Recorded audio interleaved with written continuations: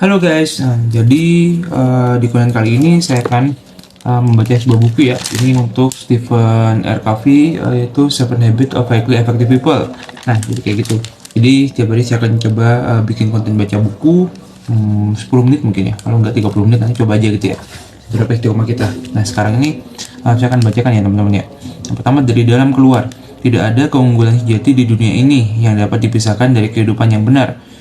David Starkey, pernah kali ya nama saya Inggris Wardana ya guys ya. Dalam waktu lebih dari 25 tahun bekerja bersama banyak orang dengan berbagai latar belakang bisnis, universitas, perkawinan, serta keluarga, saya berhubungan dengan banyak individu yang telah mencapai tingkat keberhasilan yang luar biasa menyekangkan.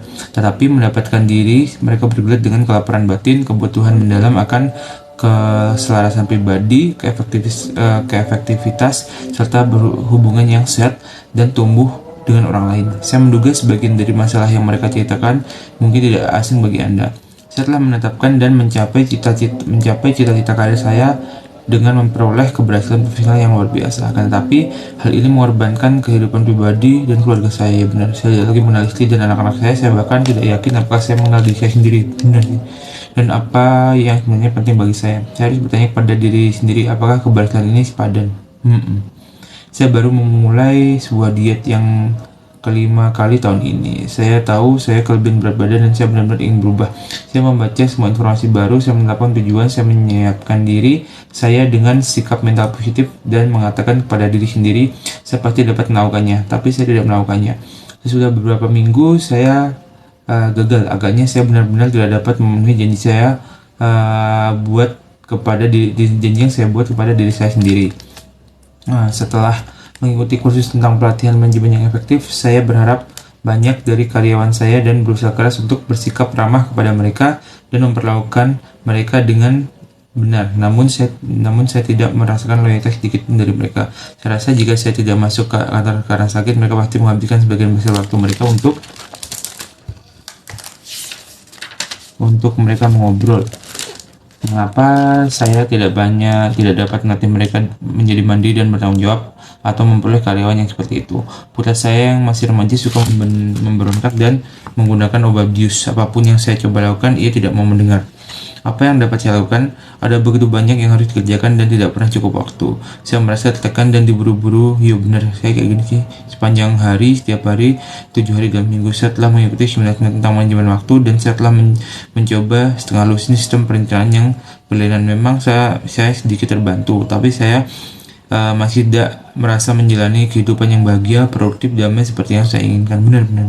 Saya ingin mengajar anak-anak saya untuk menghargai pekerjaan, namun untuk membuat mereka mau mengerjakan apapun, saya harus mengawasi setiap langkah dan tahan menerangkan keluhan pada setiap langkah tersebut. Jauh lebih mudah saya mengerjakannya sendiri. Mengapa anak-anak tidak dapat melakukan pekerjaan mereka dengan gembira dan tanpa perlu diingatkan? Saya sibuk, benar-benar sibuk, akan tetapi kadang saya bertanya-tanya apakah yang saya kerjakan sekarang akan membuat perbedaan yang menentukan dalam jangka panjang. Saya benar-benar merasa punya makna dalam kehidupan saya, bahwa entah bagaimana segalanya akan berbeda karena saya ada di sini. Saya melihat teman atau kerabat saya memperoleh jumlah keberhasilan atau menerima sejumlah pengakuan, dan saya tersenyum dan mengucapkan selamat kepada mereka dengan antusias. Namun di dalam saya makan hati. Mengapa saya merasa seperti ini? Saya memiliki kepribadian yang suka memaksa. Saya tahu dalam interaksi apapun saya dapat mengendalikan hasilnya. Biasanya saya bahkan dapat melakukannya dengan mempengaruhi orang lain untuk menghasilkan solusi seperti yang saya kehendaki. Saya memikirkan tiap situasi hingga tuntas dan saya benar-benar merasa gagasan saya yang saya hasilkan biasanya adalah yang terbaik untuk semua orang. Tapi saya merasa gelisah. Saya selalu bertanya dalam hati, apa yang orang lain sebenarnya pikirkan tentang diri saya dan gagasan-gagasan saya. Perkawinan saya berjalan dengan datar, kami tidak berdengar ataupun semacamnya. Kami cuma tidak lagi saling mencinta. Kami sudah mengikuti konseling, kami sudah mencoba beberapa hal, tapi akhirnya kami benar-benar tidak dapat menimbulkan perasaan yang dulu kami miliki. Ini adalah masalah-masalah yang dalam dan menyakitkan. Masalah-masalah yang tidak dapat dipecahkan hanya dengan pendekatan perbaikan segera. Beberapa tahun yang lalu, saya dan istri saya Sandra bergulat dengan jenis kekhawatiran seperti ini. Salah seorang putra kami mengalami masa yang sangat sulit di sekolah. Prestasi akademisnya buruk sekali. Ia bahkan tidak tahu bagaimana menjalankan perintah dalam ujian, apalagi mengerjakannya. dengan baik secara sosial. Ia belum matang, sering membuat malu orang-orang yang berada di dekatnya. Dalam olahraga, ia kecil, kurus, dan tidak terkoordinasi. Misalnya mengayun alat pemukul baseball bahkan sebelum bolanya dilempar. Teman-teman yang lain menertawakannya. Saya dan Tanda ingin sekali membantunya, tapi jika kami merasa bahwa keberhasilan memang penting dalam hidup, maka ini pun penting bagi peran kami sebagai orang tua. Kami pun berusaha memperbaiki sikap dan perilaku kami terhadapnya, dan kami berusaha memperbaiki sikap dan perilakunya juga. Kami berusaha memompa semangatnya dengan menggunakan teknik sikap mental positif. Ayo nak, kau pasti bisa melakukannya. Kami tahu kau bisa. Naikkan sedikit tanganmu pada alat pemukul itu dan matamu tetap memandang ke arah bola. Jangan mukul sebelum bolanya dekat. Dan jika ia melakukannya dengan lebih baik, kami akan terus mendorongnya. Bagus nak, pertahankan terus. Ketika orang lain menertawakannya, kami marahi mereka. Jangan ganggu, ia baru belajar.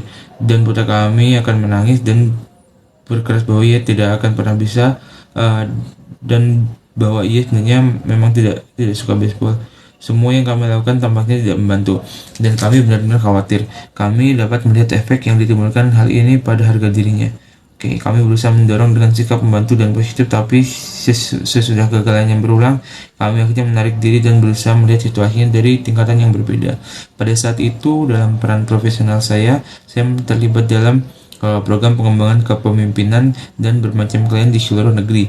Dalam kapasitas tersebut, saya menyiapkan program 2 bulanan tentang komunikasi dan persepsi bagi peserta program pengembangan eksekutif IBM. Ketika saya meneliti dan menyiapkan presentasi tersebut, saya menjadi sangat tertarik pada bagaimana persepsi terbentuk. Bagaimana persepsi mempengaruhi cara kita memandang, dan bagaimana cara kita memandang mempengaruhi bagaimana kita berperilaku. Hal ini mengantarkan saya pada studi tentang teori harapan dan ramalan yang terpenuhi dengan sendirinya, atau efek Pygmalion. Dan pada kesadaran tentang seberapa mendalamnya persepsi kita. Hal ini mengajarkan saya bahwa kita harus melihat pada lensa yang kita gunakan untuk melihat dunia, sekaligus pada dunia yang kita lihat, dan bahwa lensa itu sendiri membentuk cara kita menafsirkan dunia. Sementara saya dan Chandra berbicara tentang konsep yang sedang saya ajarkan di IBM dan tentang situasi kami sendiri, kami mulai menyadari bahwa apa yang kami kerjakan untuk membantu putra kami tidak selaras dengan cara kami memandangnya. Ketika kami secara jujur memeriksa barisan kami yang paling dalam, kami sadar bahwa pada persepsi kami ia tidak cakap dan agak terbelakang. Terlepas dari seberapa besar usaha kami memperbaiki sikap dan perilaku kami, usaha tersebut tidak akan efektif, karena walaupun kami memberikan dorongan dengan kata-kata dan tindakan, apa yang kami komunikasikan kepadanya adalah kau memang tidak mampu, kau harus dilindungi. Kami mulai sadar bahwa jika kami ingin mengubah situasinya, kami harus mengubah diri kami terlebih dahulu, dan untuk mengubah diri kami secara efektif, kami lebih dahulu harus mengubah persepsi kami. Etika kepribadian dan etika karakter.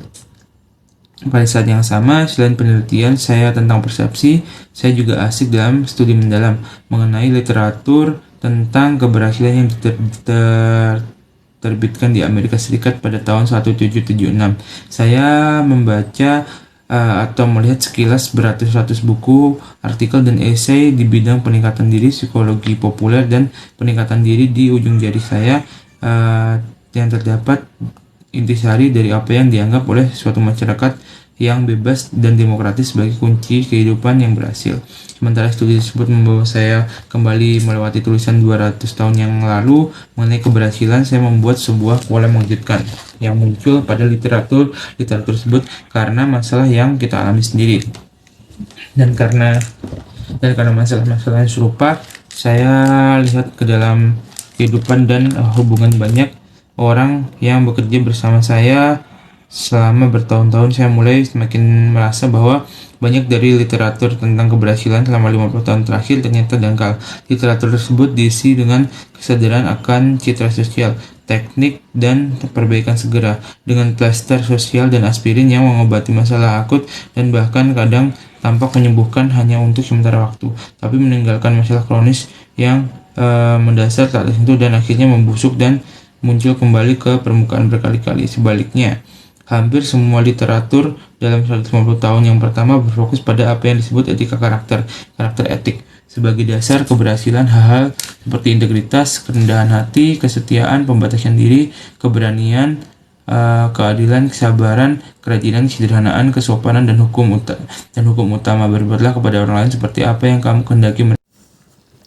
Sebagai dasar dari keberhasilan, hal seperti integritas, kerendahan hati, kesetiaan, pembersihan diri, keberanian, keadilan, kesabaran, kerajinan, kesederhanaan, kesopanan, dan hukum utama. Berbuatlah pada orang lain seperti apa yang kamu kehendaki mereka perbuat kepadamu. Atau biografi Benjamin Franklin mewakili literatur itu. Ini pada dasarnya adalah kisah tentang usaha satu orang untuk mengintegrasikan prinsip-prinsip dan kebiasaan-kebiasaan tertentu yang tertanam jauh di dalam dirinya. Etika karakter mengajarkan bahwa terdapat prinsip-prinsip dasar kehidupan yang efektif, dan bahwa orang hanya dapat mengalami keberhasilan yang sejati dan kebahagiaan yang abadi jika mereka belajar mengintegrasikan prinsip-prinsip tersebut ke dalam karakter dasar mereka. Akan tetapi, tak lama setelah Perang Dunia Pertama, pandangan dasar tentang keberhasilan berubah dari etika karakter menjadi apa yang dapat disebut etika kepribadian atau personality ethic. Keberhasilan lebih merupakan suatu fungsi kepribadian, citra masyarakat, dan sikap dan perilaku, keterampilan dan teknik yang melibatkan proses interaksi manusia. Etika kepribadian ini pada dasarnya mengambil dua jalan. Satu adalah teknik hubungan manusia dan masyarakat, dan yang satu lagi adalah sikap mental positif SMP. Beberapa dari filosofi ini dinyatakan dalam pepatah yang seringkali memberi ilham dan kadang absah, seperti sikap Anda menentukan ketinggian posisi Anda. Senyum menghasilkan lebih banyak teman daripada kerutan dahi. Dan apapun yang dapat dipahami dan diyakini oleh benak manusia pasti dapat tercapai. Bagian lain dari pendekatan kepribadian jelas manipulatif, seringkali menipu, mendorong orang menggunakan teknik-teknik tertentu untuk membuat orang lain menyukai mereka, atau berpura-pura tertarik akan tersebut, atau untuk menggunakan penampilan kekuasaan, atau untuk mengintimidasikan jalan mereka dalam kehidupan. Beberapa dari literatur ini menyatakan bahwa karakter merupakan bahan dari keberhasilan, tapi cenderung untuk mengontak-kontakannya dalam dan bukan menyadarinya sebagai hal yang mendasar sebagai katalisator. Acuan pada etika karakter kebanyakan hanya di bibir saja. Penggerak dasarnya adalah teknik mempengaruhi yang cepat, strategi kekuasaan, keterampilan komunikasi, dan sikap positif. Saya mulai menyadari bahwa etika kepribadian inilah yang menjadi sumber bawah sadar pemecahan yang saya dan Sandra usahakan bagi putra kami. Ketika memikirkan secara lebih mendalami tentang perbedaan antara etika kepribadian dan etika karakter, saya sadar bahwa kami selama ini menggunakan ukuran sosial untuk perilaku anak kami, dan dalam pandangan kami, anak ini benar-benar tidak dapat mencapainya. Citra kami tentang diri kami sendiri dan peranan kami sebagai orang tua yang baik dan peduli ternyata lebih besar daripada citra kami tentang putra kami, dan barangkali mempengaruhinya. Masih banyak sekali hal-hal yang tersembunyi dalam cara kami memandang dan menangani masalah, ketimbang keprihatinan kami akan kesejahteraan anak kami. Sewaktu saya dan Chandra membicarakan hal ini, kami menjadi sadar akan pengaruh kuat dari karakter dan motif kami sendiri serta persepsi kami terhadap dirinya. Kami sadar bahwa motif perbandingan sosial tidak selaras dengan nilai-nilai kami yang lebih dalam, dan malah menyebabkan cinta bersyarat, dan akhirnya nilai diri yang semakin kurang pada anak kami. Kami pun bertekad memfokuskan usaha kami pada kami. Dulunya di kamar. Di kasur. Bukan pada teknik-teknik kami, melainkan pada motif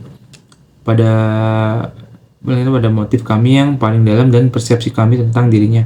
Bukannya berusaha mengubah dirinya, kami mencoba berdiri terpisah untuk memisahkan kami dari dia, dan untuk merasakan bagaimana identitas, individualitas, keterpisahan, dan nilai dirinya. Melalui pemikiran yang mendalam serta iman dan doa, kami mulai melihat putra kami sebagai sesuai dengan keunikannya. Kami melihat dari dalam dirinya berlapis-lapis potensi yang bisa terwujud sesuai dengan langkah dan kecepatannya sendiri. Kami memutuskan untuk rileks. Apa? Jok ya. Di kamar, di kasur. Cari aja di kasur, di bawah selimut.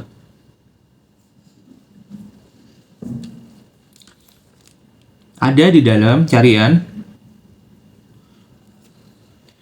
Kami memutuskan untuk rileks dan menyingkirkan dari jalannya dan membiarkan kepribadiannya sendiri muncul. Kami melihat peranan kami alami hanyalah untuk meneguhkan, menyenangi dan menghargainya. Kami juga bersungguh-sungguh mengubah motif kami dan melatih sumber rasa aman internal sehingga nilai kami tidak bergantung pada perilaku anak kami yang dapat diterima. Ketika kami menanggalkan persepsi lama kami dan mengenai putra kami dan mengembangkan motif berdasarkan nilai, perasaan baru pun mulai muncul. Kami mulai merasa dapat menikmati keberadaannya dan tidak membandingkannya atau menghakiminya. Kami berhenti berusaha membuat duplikatnya dalam diri kami dan mengukurnya berdasarkan harapan sosial. Kami berhenti berusaha memanipulasi secara baik dan positif agar dirinya menjadi cetakan sosial yang dapat diterima. Karena kami melihatnya sebagai orang yang pada dasarnya memadai dan mampu menghadapi kehidupan, kami berhenti melindunginya dari olok-olok orang lain. Ia selama ini dibesarkan dalam perlindungan seperti ini, sehingga ia mengalami penderitaan seperti yang putus obat, yang ia ekspresikan dan yang juga kami terima. Tetapi tidak harus kami diberi respon. Kami tidak perlu melindungimu dan adalah pesan yang tak diucapkan. Engkau pada dasarnya baik-baik saja. Sewaktu minggu-minggu dan bulan-bulan berlalu, ia mulai memperoleh kepercayaan dirinya dan menguatkan dirinya. Ia mulai berkembang dengan langkah dan kepercayaannya sendiri. Ia bisa menonjol bila diukur berdasarkan kriteria standar sosial, secara akademis, sosial, dan atletis pada kecepatan yang luar biasa, jauh di luar apa yang disebut proses perkembangan alami. Beberapa tahun berlalu, ia kemudian dipilih untuk beberapa jabatan kepemimpinan dalam badan mahasiswa, berkembang jadi atlet nasional dan mulai membawa pulang buku rapor dengan nilai A semua. Ia mengembangkan kepribadiannya yang mengikat dan wajar memungkinkan bergaul dengan segala macam orang tanpa cara-cara yang mengancam. Saya dan Sandra percaya bahwa prestasi putra kami yang mengesankan secara sosial lebih merupakan ekspresi temuan yang tidak sengaja menguntungkan lebih dari perasaannya sendiri ketimbang sekedar respon terhadap ganjaran sosial. Ini adalah pengalaman yang menakjubkan bagi saya dan Sandra, dan pengalaman belajar yang amat bermanfaat sewaktu berurusan dengan anak-anak kami yang lain, dan dalam peran yang berbeda pula. Pengalaman ini menyadarkan kami secara pribadi mengenai perbedaan vital antara etika kepribadian dan etika karakter tentang keberhasilan. Pemazmur juga menyatakan kepercayaan yang sama, selidikilah hatimu sendiri dengan tekun karena di dalamnya mengalir persoalan kehidupan. Kebesaran primer dan sekunder. Pengalaman saya dengan anak saya tadi, studi saya mengenai persepsi dan bacaan saya tentang literatur keberhasilan sewaktu bergabung menciptakan salah satu pengamalan dalam hidup saya tiba-tiba dapat melihat dampak kuat dari etika kepribadian dan mengerti dengan jelas ketidaksesuaiannya yang mendasar, yang sering secara sadar tidak teridentifikasi. Ketidaksesuaian antara apa yang saya tahu adalah benar, beberapa hal yang pernah diajarkan kepada saya bertahun-tahun yang lalu sewaktu masih kecil, dan nilai-nilai yang ada di dalam batin saya sendiri, dan filosofi perbaikan yang mengelilingi saya setiap hari. Saya mengerti pada tingkat yang lebih dalam mengapa saya sewaktu bekerja selama bertahun-tahun bersama orang dari segala jenis pekerjaan menemukan bahwa hal-hal yang saya ajarkan dan saya tahu pasti efektif sering berbeda dengan suara-suara yang populer ini. Saya tidak mengatakan bahwa elemen-elemen dari etika kepribadian, pertumbuhan kepribadian, keterampilan berkomunikasi, dan pendidikan di bidang strategi, pengaruh, dan berpikir positif tidak menguntungkan. Bahkan seringkali malah esensial untuk mencapai keberhasilan. Akan tetapi, hal ini semua merupakan ciri-ciri sekunder, bukan yang primer. Barangkali dalam memanfaatkan kemampuan kemanusiaan kita untuk membangun dasar-dasar generasi sebelum kita dengan kurang hati-hati dan telah memfokuskan diri kita pada tata bangunan kita sendiri dan merupakan fondasi-fondasi yang menopangnya agar tetap berdiri, atau karena begitu lama menuai tanpa pernah menabur. Barangkali kita telah melupakan kebutuhan untuk menabur. Seandainya saya berusaha menggunakan strategi dan taktik pengaruh untuk membuat orang lain mengerjakan apa yang saya kehendaki, atau mau bekerja dengan lebih baik, atau lebih termotivasi untuk menyukai saya dan saling menyukai, sementara karakter saya pada dasarnya cacat, dan dengan sikap bermuka dua dan ketidaktulusan hati, maka pada akhirnya saya tidak akan berhasil. Sikap saya yang bermuka dua akan melahirkan ketidakpercayaan, dan semua yang saya lakukan, bahkan yang menggunakan teknik hubungan manusia yang terbaik, akan dipandang manipulatif. Benar-benar tidak ada artinya betapapun hebat kepandaian kita berbicara, atau bahkan betapa baik tujuannya, jika hanya ada sedikit atau tidak ada kepercayaan sama sekali, maka tidak ada dasar untuk keberhasilan yang permanen. Hanya kebaikan yang mendasar dapat memberi hidup pada suatu teknik.